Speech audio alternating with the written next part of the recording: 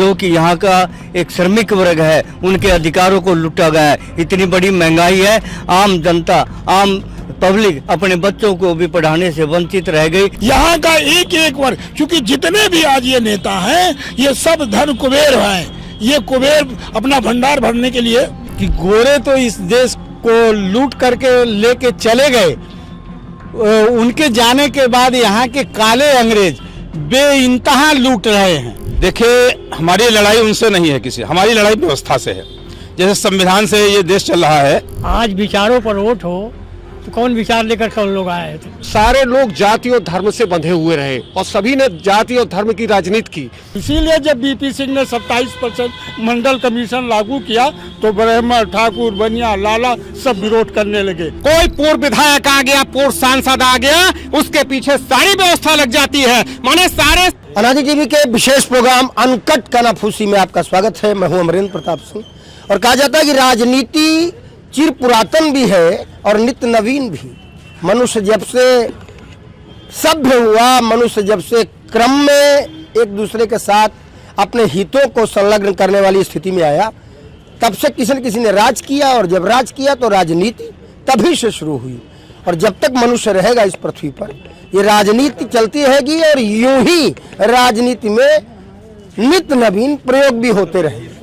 आज उत्तर प्रदेश की राजधानी लखनऊ में भारत बचाओ मोर्चा के बैनर तले विभिन्न राजनीतिक दल इकट्ठे हुए। ये छोटी छोटी राजनीतिक पार्टियां, हो सकता है अभी इनकी पहुंच पूरे देश में न हो, लेकिन कहीं न कहीं आधार तो ये भी उसी संविधान को अपना मानती हैं जिस संविधान के तहत बनने वाली कई पार्टियों ने देश पर और कई प्रदेशों पर राज किया है। तो सबसे बात करेंगे, क्या है भारत बचाओ मोर्चा, किससे बचाना है भारत को। सबसे पहले तो मैं आपके चैनल को धन्यवाद देता हूं कि वो जन जन की आवाज़ उस गूंगी बहरी सरकार तक पहुंचाने का काम करते हैं और सरकार की जो नीतियां हैं उसको जनता तक पहुंचाने का काम करते हैं। आपको सैल्यूट है। मैं इस अनदेखी शिकार जो ये जनता अपने अधिकारों के प्रति आवाज़ उठाती है और उस आवाज़ को दबा दिया जाता है, चाहे किसान की हो, मजदूर की हो, जितनी भी सरकारें आई आज तक उन्होंने अनदेखी की और इनके अधिकारों को छीनने का काम किया। चाहे वो वर्तमान की सरकार हो, चाहे, क्योंकि ये राजनीति परिवारवाद की राजनीति होकर के या मनोवाद की राजनीति होकर के या आर्थिक तौर पर उसकी परिस्थितियों में राजनीति करते हैं, लेकिन आम जनता, किसान, मजदूर अपने अधिकारों से वंचित रह जाता है। क्योंकि जब अधिकारों से वंचित रहता है कहीं न कहीं तो ज्वाला फूटने का काम करती है।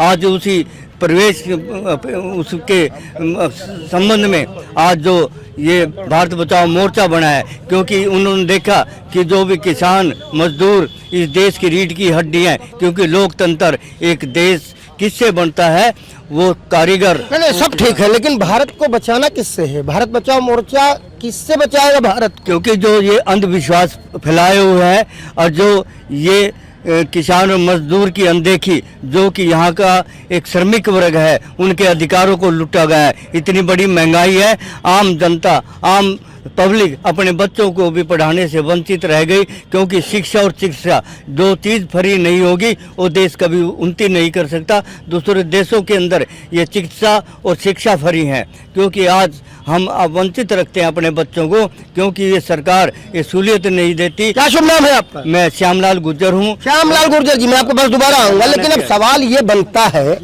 कि ये तरफ कर रहे परिवारवाद की राजनीति, उसको खराब बता रहे हैं, फिर करें मनोवाद की राजनीति, उसको भी खराब बता रहे हैं। अब सवाल इस बात का है कि ढेर सारी पार्टियां लंबे समय तक राज करती रही, देश में भी प्रदेश में भी, जिन पर परिवारवाद का आरोप लगता है, और कोई पार्टी अभी है सत्ता में, उस पर मनोवाद का आरोप भी लगाते रहेंगे। तो अब ये भारत बचाओ मोर्चा कौन सा नया दृष्टिकोण पेश करेगा?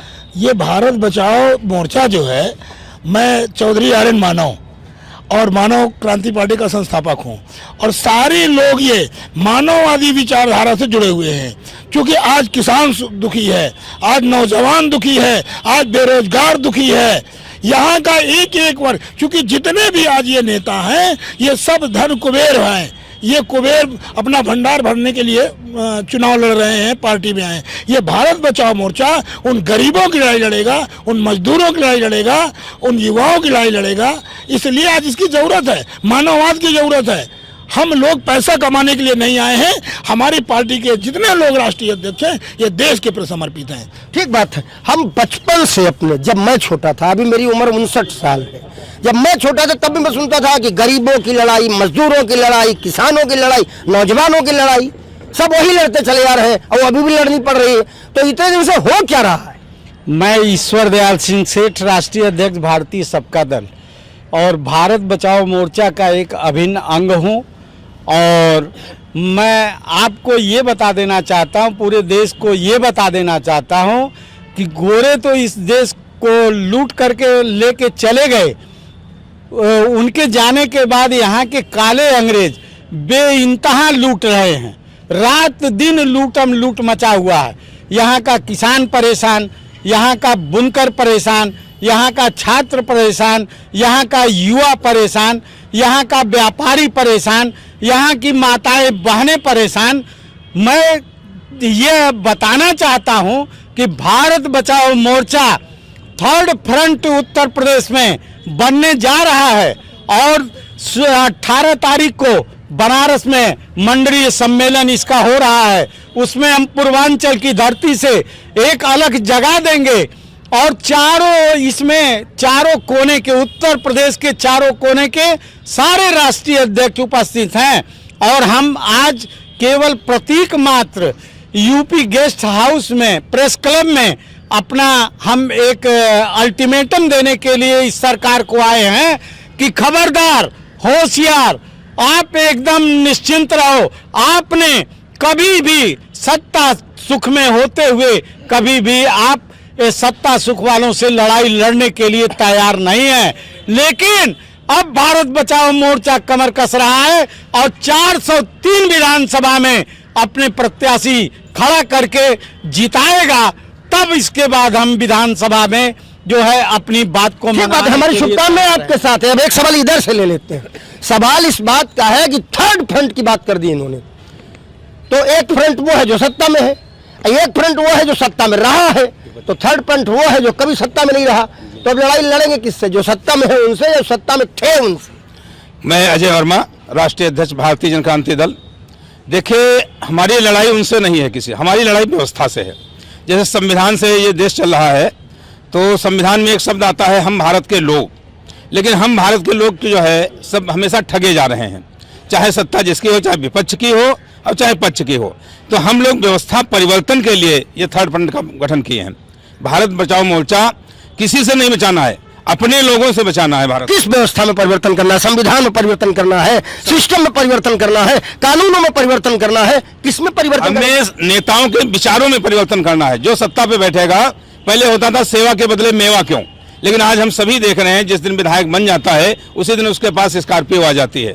हम उस व्यवस्था को बदलना चाह रहे हैं कि उस जो सेवा वाले नेता कहे जाते थे वो सेवा वाले नेता पैदा हों और वो इस सत्ता को संभालें, और जिससे जो हम भारत के लोग, आखिरी व्यक्ति जो है उस तक हमारी सुविधाएं पहुंचे, वो सुखी हो, वो खुशहाल हो। आखिरी व्यक्ति बात तो करेंगे ही आप, वो जरूरी है। लेकिन जैसा आपने बताया जी, विधायक बनते ही फॉर्च्यूनर आ जाती है, स्कॉर्पियो आ जाती है, तो आप भारत बचाओ मोर्चा के लोग अगर विधायक बनेंगे तो उनके पास फॉर्च्यूनर स्कॉर्पियो नहीं आएगी क्या? नहीं आएगी, नहीं आएगी। ये मेरा वादा है, ये मेरा वादा है, ये सोच है। और इसी शर्त पर इस भारत बचाओ मोर्चा में लोग जो है हमारे राष्ट्रीय जो पदाधिकारी हैं, पार्टियां स्वीकार की जा रही हैं। बात कर लेते हैं। आप कुबेर भंडारी जी पहले ही रह चुके हो विधायक, तो ये बताओ, ये सेवा सिंह बन के वोट मांगते हैं और विधायक बनते मेवा सिंह कैसे हो जाते हैं? ऐसा है कि देश के वोटर हमारे अपने प्रतिनिधि को पकड़ते नहीं हैं, इसीलिए लूट मची है और जाति या धर्म के नाम पर वोट हो रहा है। यानी गलती वोटर की है। हाँ,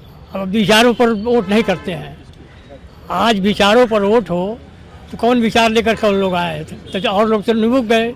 अब बचे हैं हम लोग चाहते हैं कि देश में अमन चमन रहे, सब लोग खुशहाल रहें और व्यवस्था परिवर्तन किया जाए। नहीं, आपको लगता है गलती वोटरों में ही है, वो विचारों पर वोट नहीं करते? हम बिल्कुल नहीं करते हैं।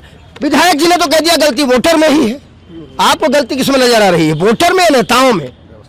आज देश का जो भी नेता है, चाहे वो सत्ता में रहा हो चाहे विपक्ष में रहा हो, सारे लोग जाति और धर्म से बंधे हुए रहे और सभी ने जाति और धर्म की राजनीति की, लेकिन और जनता को अंधभक्त बना दिया और वो अंधभक्त होकर के आज तक जो है वोट दे रहे हैं। लेकिन मेरा जो मोर्चा है वो अंधभक्ति को खत्म करेगा और एक नई देश में राजनीति एक ऊर्जा दे करके ऊंचाइयों तक ले जाएगा। मेरा ये जो देश का मोर्चा है किसानों, मजदूरों और युवाओं के लिए है। मेरी पार्टी का भी नाम राष्ट्रीय अध्यक्ष में हूँ गोपाल स्वरूप गांधी और मैं किसानों, मजदूर, बेरोजगार संघ में इसका नेतृत्व करने आया। किसान मजदूर बेरोजगार संघ, हाँ, मैं इसी का नेतृत्व करता हूँ और मैं इन्हीं के उत्थान के लिए लड़ रहा हूँ और 30 साल से संघर्ष लगातार। सभी लड़ रहे किसान मजदूर बेरोजगार के लिए, लड़ाई जा रहे हैं, लड़ाई पड़े हैं, लड़ाई खत्म नहीं हो रही। कब खत्म होगी लड़ाई? अब ये आखिरी लड़ाई लड़ी जाएगी, 9 सवर्णों के खिलाफ लड़ाई लड़ी जाएगी। 9 सवर्ण कौन है?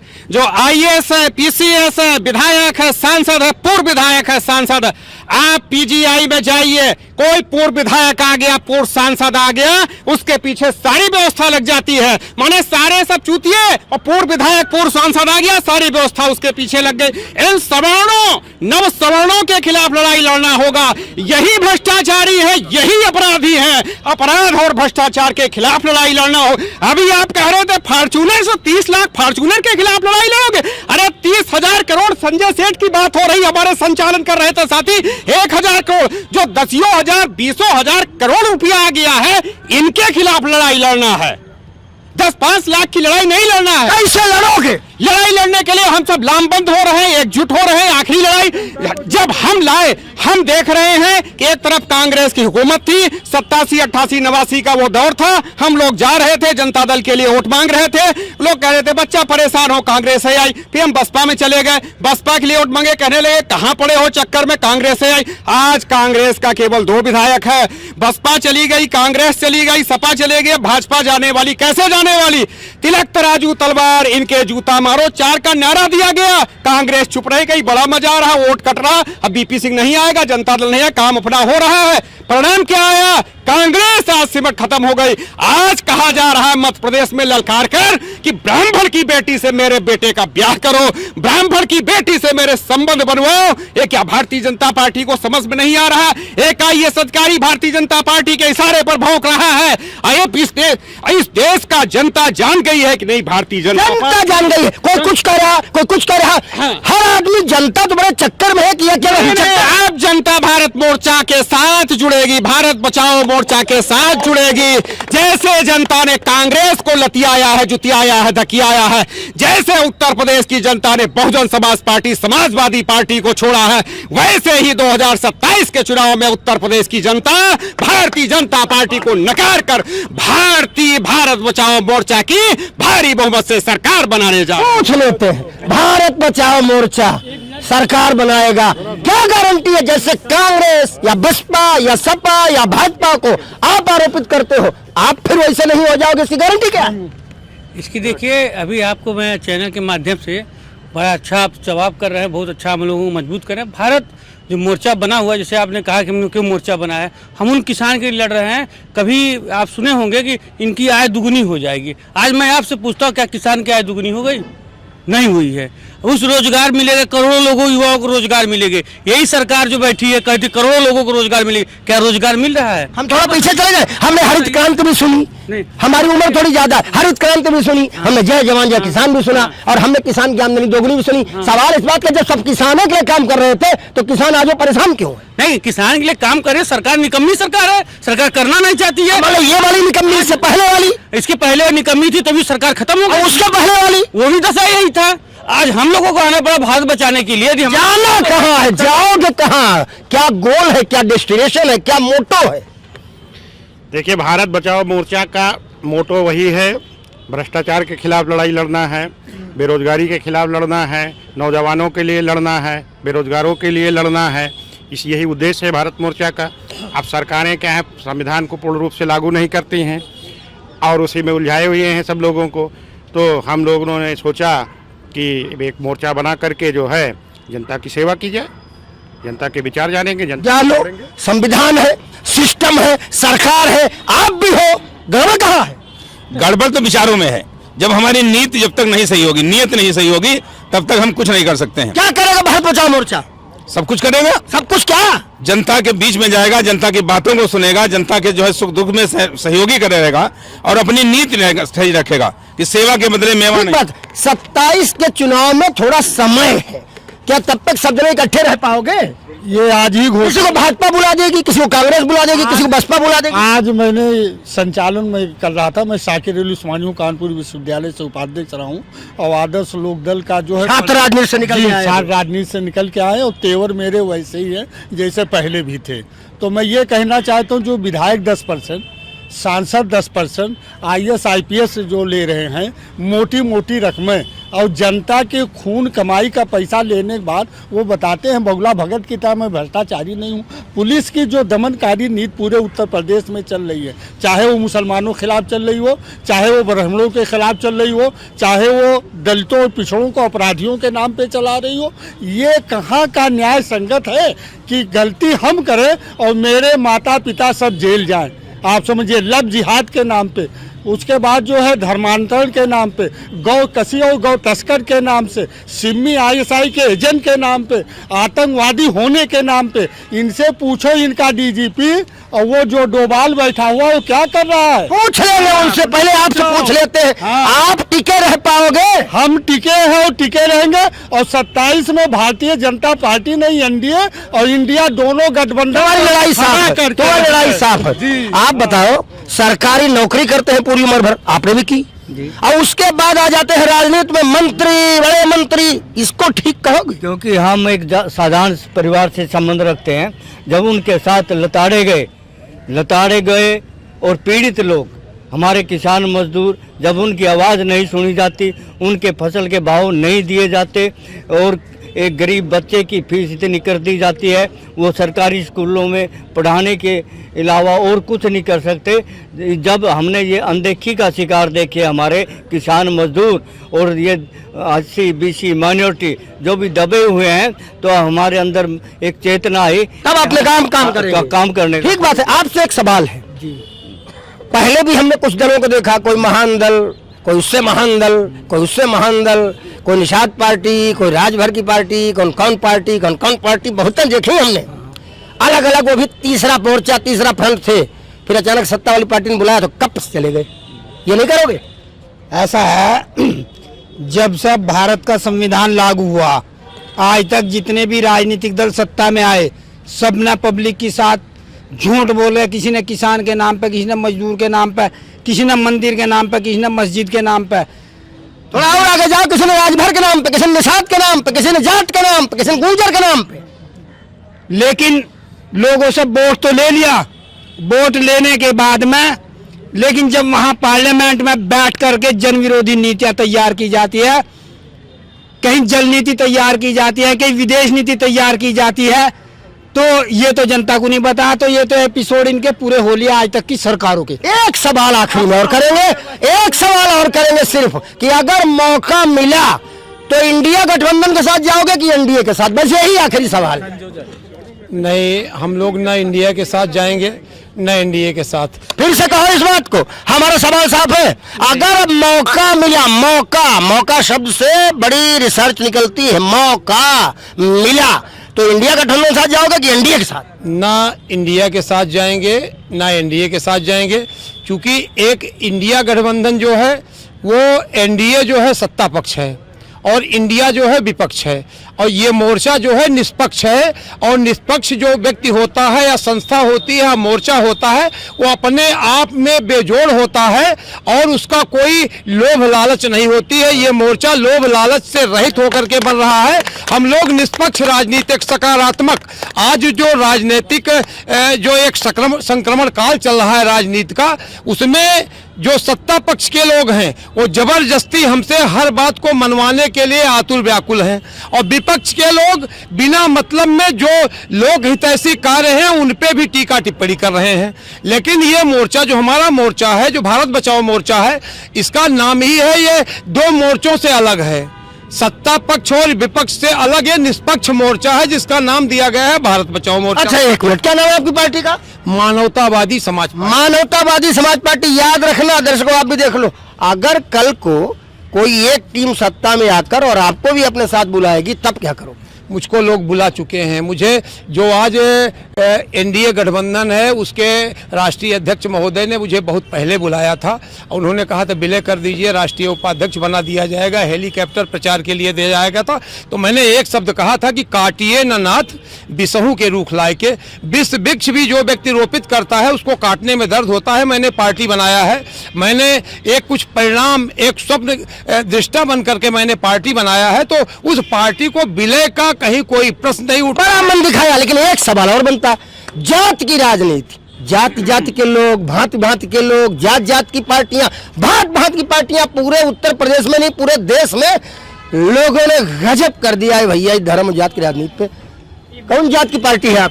हमारी कोई जात की पार्टी नहीं। मैं 88 से प्रधान हूँ गांव का, और 30% हमारे यहाँ जो है माइनॉरिटी है। 38 साल हो गए मुझे प्रधानी करते हुए। अगर जात होती मेरे पास तो आज मैं प्रधान नहीं होता। विधायक जी, जात की राजनीति का क्या करोगे? जात की राजनीति जो करेगा देश के धोखा देगा।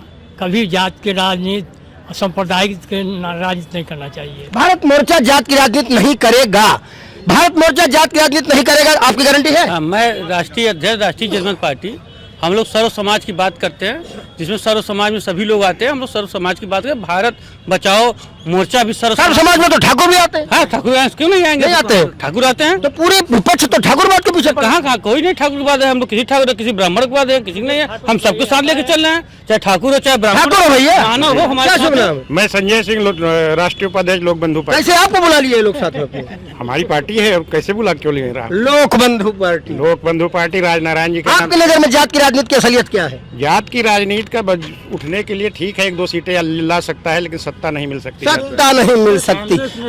हाँ उस्मानी साहब, हाँ, ये कांग्रेस इसको बता दो डिटेल कैसे शुरू की? 1947 से लेकर 1952 तक जब चुनी हुई सरकार नहीं थी तो पंडित जी ने 80% नौकरियों में पंडित जी को भर दिया था, और यहाँ 425 में 300 विधायक पंडित जी थे। आज पंडित जी विधायक कहाँ है 300, और कहाँ ब्राह्मणों की अब 80% नौकरी बची। इसीलिए जब बीपी सिंह ने 27% मंडल कमीशन लागू किया तो ब्राह्मण, ठाकुर, बनिया, लाला सब विरोध करने लगे, और जिसकी उन्होंने राजनीति की थी वो बैकवर्ड उनको मानता नहीं, और समण कहने साले ने 27%। एक सवाल हमें आप लोगों से और लेना है।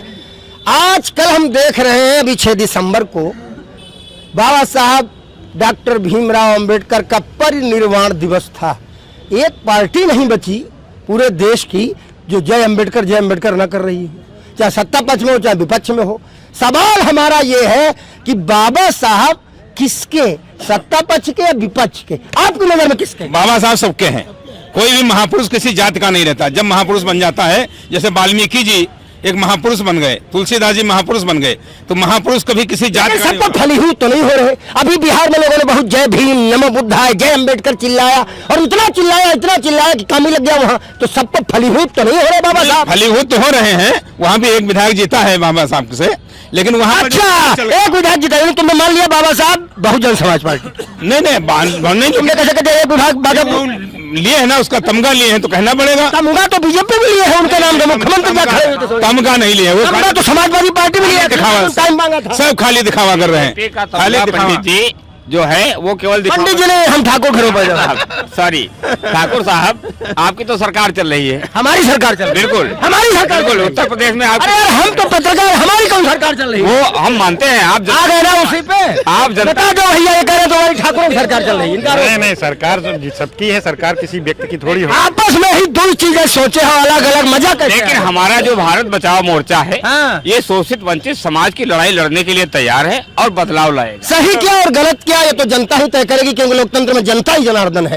लेकिन हमारी तरफ से स्वागत है। ये जो छोटे दल आज अपना सर उठाकर अपनी मेहनत के बलबूते और जनता के मुद्दों को सामने लाकर भारत बचाओ मोर्चा नाम का एक आंदोलन लेकर के आगे आए हैं, अगर इनकी बात सही लगे और इनकी बात में ये दिखे कि जो अब तक नहीं हो पाया है, जो अब तक नहीं किया जा सका है, जो अब तक नहीं समझ पाया गया है, वो इनकी बात में है, तो फिर इनका भी विचार सामने रख कर के विकल्प के रूप में इन्हें भी गिना जा सकता है।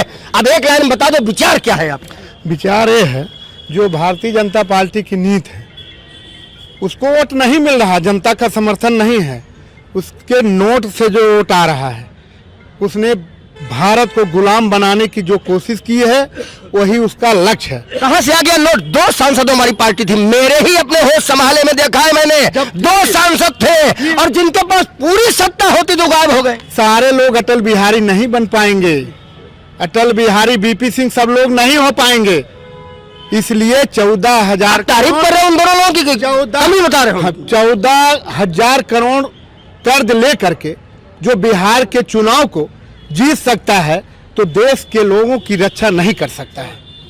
ऐसी पार्टी का समय अब अंतिम चल रहा है। अगर वो बिहार चुनाव हार जाते तो देश की रक्षा हो जाती। नहीं, वहां भी रक्षा नहीं होती जब तक अच्छे लोग नहीं जाते। अच्छे लोग हैं कहाँ? अच्छे लोग हैं लेकिन उनको कोई पूछता नहीं। पूछ मेरा, पूछो अच्छे लोगों को, क्योंकि लोकतंत्र बचाना है, अगर भारत को समृद्ध बनाना है और भारत के हर युवा को, हर नौजवान को, हर बेटी को और भारत के हर नागरिक को भारतीयता को सर्वोच्च शिखर पर ले जाना है तो विचार तो आपको करना पड़ेगा। हम आपको दोष नहीं देते, लेकिन जो आप झेलते हो उसके कारण और कारक कहीं न कहीं आप भी हो, क्योंकि ये लोकतंत्र है और कहा जाता है यहाँ जनता ही जनार्दन है। देखेंगे आगे आपकी बात। नमस्कार।